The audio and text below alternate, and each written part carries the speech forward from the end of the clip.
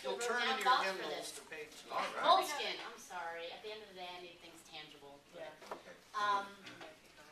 I think I was doing a presentation on something, and there's actually a condition called SME, social media exhaustion. I'm a condition for everything.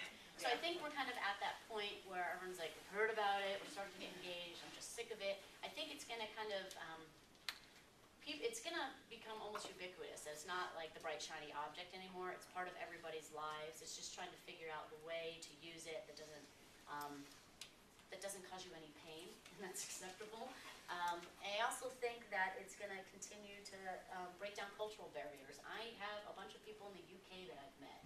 I've never been to the UK, but it's because we talk about the same things online. So I think it's really kind of, it's not just breaking down the gates, the gatekeepers. In my profession, PR people used to be known as the gatekeepers. We're no longer that. We facilitate conversations, kind of going back to what you're saying. And I think that's the same thing culturally. Social media-wise, this whole location-based social networks, it's starting to get more and more popular, and I think it's going to just increase. I'm often in the world of travel and tourism, and that's an inherently shared experience. If someone tells me to go to a restaurant in San Francisco, and I know them, and I follow what they talk about on Facebook, I'm going to listen to them more than I'm going to listen to the Lonely Planet guide I picked up.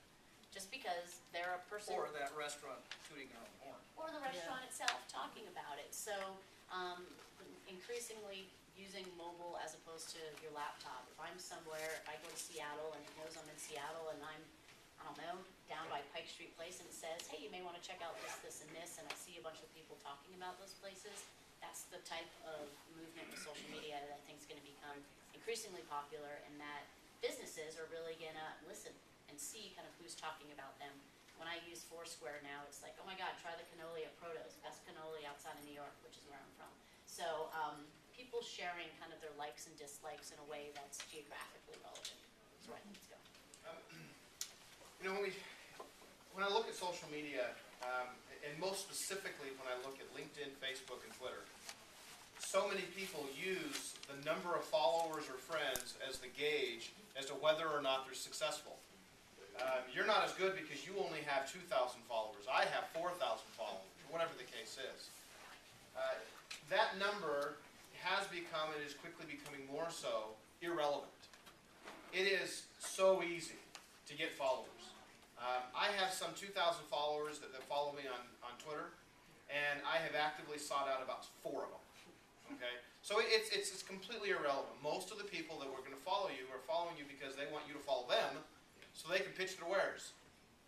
So what I see social media becoming, and I already see this trend, is it's simply another noise source.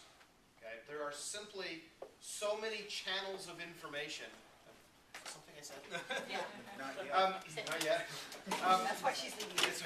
It's simply a noise source. I mean, the TV channels, the radio channels, the newspapers, there are the emails that you receive. It's simply another point of noise. And what we're going to find, in my opinion, is more people understanding how to filter the noise. TiVo for social media. You know what? I was driving home one day, and my business partner asked me, he said, he knows I'm a fan of Lost. You going home to watch Lost? And I said, is Lost on tonight? Yeah, it's don't you?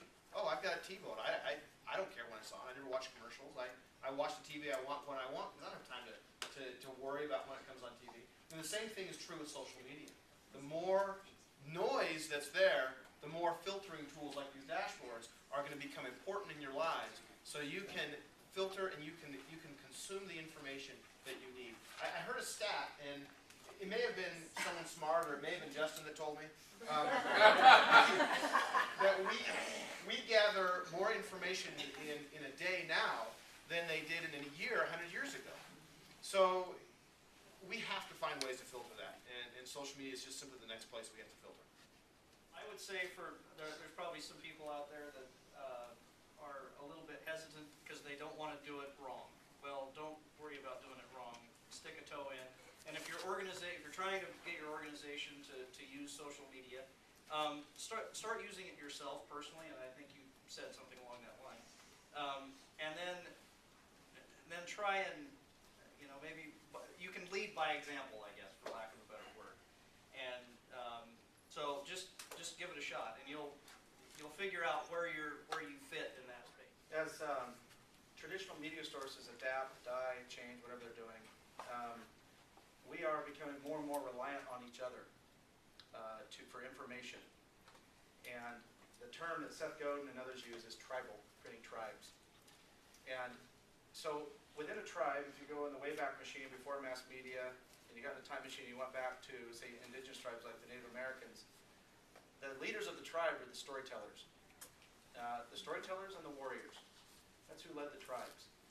So the same thing I think is happening in social media is that there were the dabblers, and then now it's starting to evolve, and I love what Jess said about it, now it's less of a shiny object. And what's rising to the surface is not so much the application of a new thing like Google Buzz or whatever's coming next, but the rise of the storyteller. And so I look at things like hyperlocal, which is the geo stuff. That helps you be a better storyteller to an audience that you might be more relevant to if you're trying to grow your tribe within a geographic location. I look at the hyper connectivity of opinion, that you're able to get a bunch of people that share the same opinion to go get things done. And I only have jokingly say the founding fathers would have been on Twitter. Paul Revere would have been on Twitter. George Washington would have done it because it's a way to it's a way to talk about your ideas.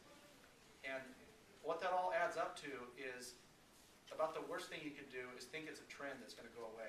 And I'm just going to hunker down here and it'll go away and we're going to go back to the way it used to be. That's not going to happen. And so I would encourage people to find out this intense personalization, find out what it means to you and what you do and what you believe in and what you're working on. Find out what it means to you and don't worry about what it means to other people. Make you the first audience. I'd like to thank these panelists up here for being